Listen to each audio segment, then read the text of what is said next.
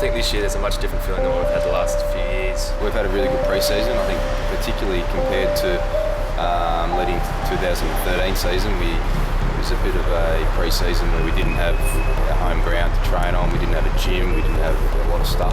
2 from 2 wins to start the season is certainly a better position than we were last year, where we went out to Werribee and got hammered in round 1. We've only ever been outside the top 4 once in the last 6 years, and that was last year, so we know we've got some real hard work that's in front of us. Our last performance here against Williamstown in the semi-final was not certainly Port Melbourne like, so the players have been quietly going about their business. We've had a good pre-season and the players are starting to put into play what we've been practicing for the last 6 months. I think the influx of the new players and senior, more confident sort of players has really spread through the group. Although we had a fair bit of turnover, we were able to attract some really good players and probably even more importantly, some really good blokes. I think our back line has got a much different look than what it was last year and the year before.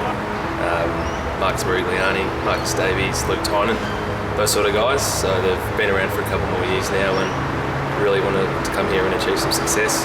Hopefully we can do that. We had 9 first gamers in round 1 and we played Chris Michaelides last Saturday, so in 2 games there's already been 10 new players. So with the likes of Dean Galea, Bill Burston, Wade Skipper, there are certainly some really high calibre players there, and we worked really, really diligently and hard over that late September, October, early November, and how much of a loss and how much of a gain, I think that will certainly come to fruition as the year unfolds. Our aim is always to finish top 4. I think history would probably prove that it's difficult to be, get the ultimate goal, winning the flag by being outside the top 4. So that's the aim. Listen, it's going to be a very even year. We always talk about where we want to position ourselves, and certainly it's about winning enough games to finish top 8.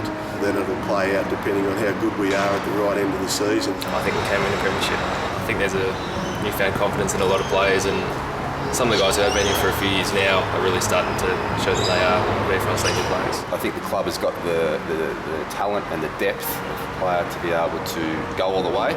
And look, I'm sure there's lots of other teams in the VFL this year all thinking the same, but once we get through 18 home and away rounds, then we obviously set our sights on playing in the finals. It's a long year and it's going to be some pretty stiff competition for that too. They say that nobody's perfect, but on this day in 2011, Port Melbourne is. Being able to win a premiership, that's the most important thing, and being able to do it with all your mates. And I guess it's just a nice added little thing that I was a captain, but and obviously getting towards the end of my career, what drives me, I guess, is getting that ultimate success again. He's amazing. He is absolutely amazing. He's by far and above, I think, the best captain that this football club's had for a long, long time. To think that about 3 years ago he missed a whole season with an Achilles injury, it's quite significant how much work he's put in to getting himself back to be playing at the top of his game. I had our club doctor, who's a good friend of mine, basically tell me after I snapped my Achilles the second time, he said, I don't think you'll ever play footy again if you have done that. And I'm very quick to remind him when I see him that I was able to get back from that and prove him wrong. The leadership he shows and the influence that he's got over the group, people outside Port Melbourne Football Club wouldn't understand that. It's about us for one last 30 minutes, one last quarter. Gary's been outstanding. He just doesn't put any restrictions on any players. He's someone who's not afraid to play anyone, whether it be their first game, they're 18 years old or 30 years old, they've been around forever. So if you're in good form and you're playing well, he'll play you, and I think that's a really good trait. He's been an unbelievable presence, I think, around the Port Melbourne Footy Club. He brought an absolute enthusiasm and a fresh approach, and the man, I guess, he did so much in the game of AFL, not only playing, but coaching, and it sort of really galvanised the group. We know what he's done as a player. We really get inspired by him. He's probably been the single most important person at the Port Melbourne Football Club. We've been very lucky to have him.